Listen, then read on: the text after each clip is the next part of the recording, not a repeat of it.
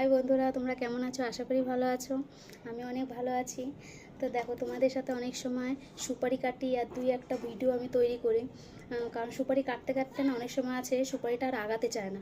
তখনও একটা ভিডিও করলে কি হয় যে সুপারিটা করতে করতে মানে সুপারিটা কাটা হয়ে যায়। খুব কষ্ট হয়, গরমে খুবই কষ্ট। আমরা 12 মাসে এই সুপারি কাটি, কারখানা থেকে সুপারি নিয়ে এসে বাড়িতে বসে কাটি। এটা ঘরোয়া কাজ, আমরা ঘরে ঘরে বসে এই কাজটা করি।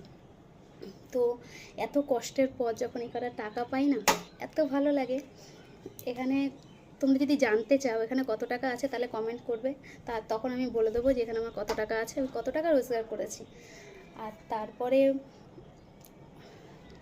এই টাকাটা নিয়ে নিজের শখ মতন, নিজের পছন্দ মতন কিছু কেনা যায়, কারোর কাছে হাত পাততে হয় না। আর মেয়েটাকে কিছু একটা কিনে দিতে পারবো। আজকে আমাদের সুপারি দেয়নি, তাই ভাবলাম চলো আজকে এই ভিডিওটা একটু করি, ভয়েস ভিডিও করি।